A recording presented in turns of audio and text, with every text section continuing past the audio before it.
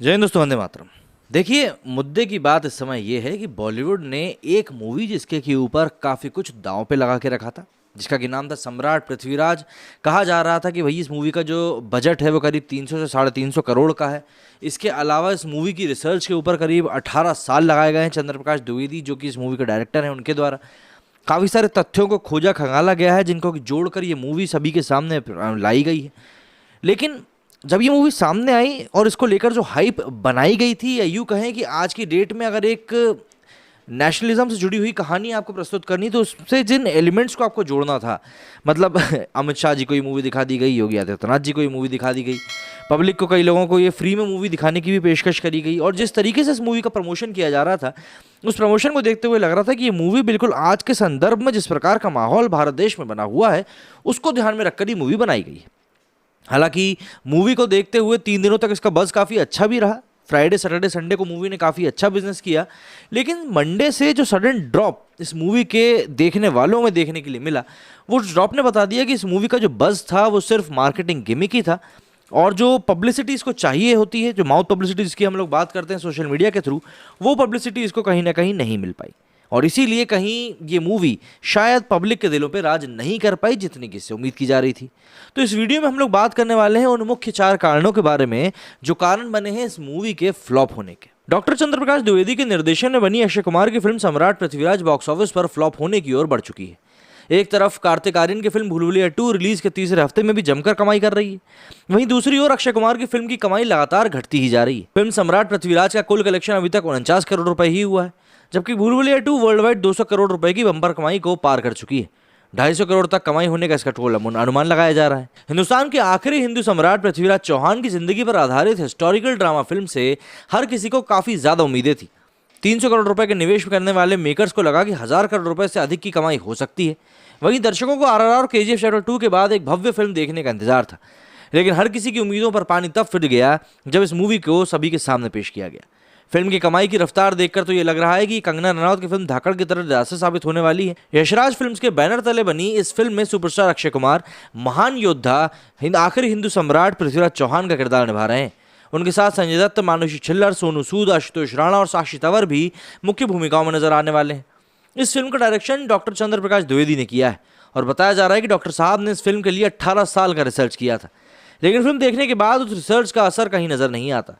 दर्शक बहुत ज्यादा मायूस नजर आ रहे हैं। अगर हम मुख्य 4 वजहों की बात करें तो सबसे पहले तो बारी यही आ जाती है कि भाई किरदारों के हिसाब से, मतलब उन कलाकारों का चयन नहीं हुआ जैसा कि होना था। दरअसल फिल्म सम्राट पृथ्वीराज में कास्टिंग किरदारों के हिसाब से सटीक नहीं हो पाई। किसी फिल्म की सफलता में किरदारों के हिसाब से कलाकारों का चयन अहम माना जाता है, और यही वजह है कि कास्टिंग डायरेक्टर्स की डिमांड पिछले कुछ सालों में बहुत ज़्यादा तेज हो गई। फिल्म का निर्देशन डॉक्टर चंद्र प्रकाश द्विवेदी जैसे धुरंधर फिल्म मेकर ने किया है, लेकिन वो कास्टिंग करने में चूक गए। फिल्म का ट्रेलर जब लॉन्च हुआ तभी से लोगों को अक्षय कुमार में बाला नजर आने लगा था, और उस वक्त अक्षय को लेकर सोशल मीडिया पर काफ़ी मीम्स भी वायरल हुए थे। पृथ्वीराज चौहान के किरदार में अक्षय को लेना ही फिल्म की सबसे कमज़ोर कड़ी है। कड़क और शुद्ध हिंदी का उच्चारण करना उनके लिए हमेशा से चुनौती रही है। अक्षय कुमार ने एक राजा की आन बान और शान के हिसाब से खुद को ढालने की कोशिश तो करी, लेकिन उस अंदाज में संवाद अदायगी नहीं कर पाए। आवाज़ व्यक्तित्व का एक अहम हिस्सा होती है। यदि उनकी जगह सोनू सूद को सम्राट का किरदार दिया गया होता तो निश्चित रूप से उनसे बेहतर प्रदर्शन किया होता। चंद्र बरदई के किरदार में सोनू ठीक ठाक लगे हैं, लेकिन उनके जैसे कलाकार के लिए अब ऐसे किरदार शोभा नहीं देते। संजय दत्त अब नायक की जगह खलनायक ज़्यादा अच्छे लगते हैं। फिल्म केजीएफ चैप्टर 2 में उनके अभिनय प्रदर्शन को देखकर जितनी खुशी हुई थी, उतनी ज़्यादा निराशा इस फिल्म में काका कन के रोल में उनको देखकर हुई। विश्व सुंदरी रह चुकी मानुषी छिल्लर कहीं से भी राजकुमारी संयोगिता नहीं लग रही थी। वो बस एक कलाकार के रूप में अपने किरदार में सबसे ज़्यादा प्रभावित लगी।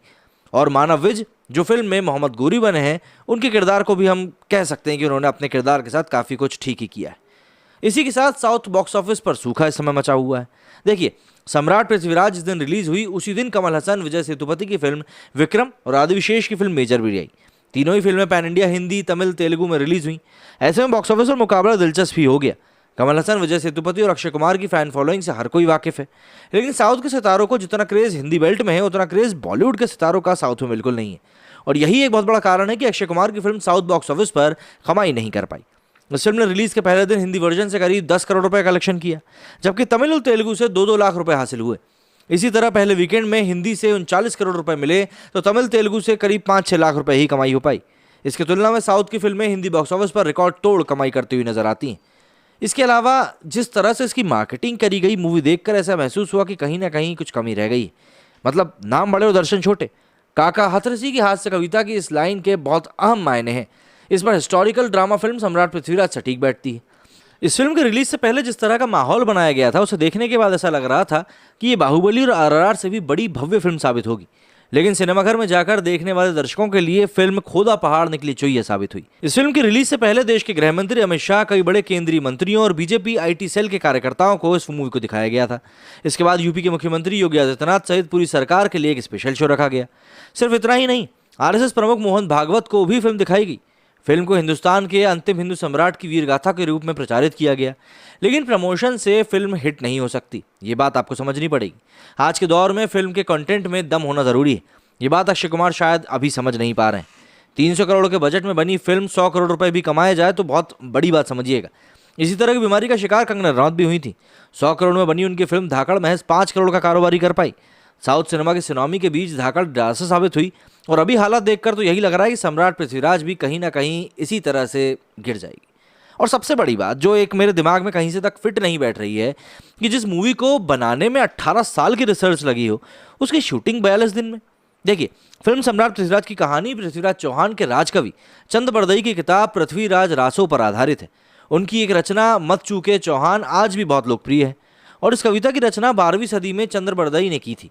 उन्होंने पृथ्वीराज चौहान को संबोधित करते हुए लिखा था कि 4 मास 24 गज अंगुल अष्ट प्रमाण, ताऊ पर सुल्तान है मत चूके चौहान।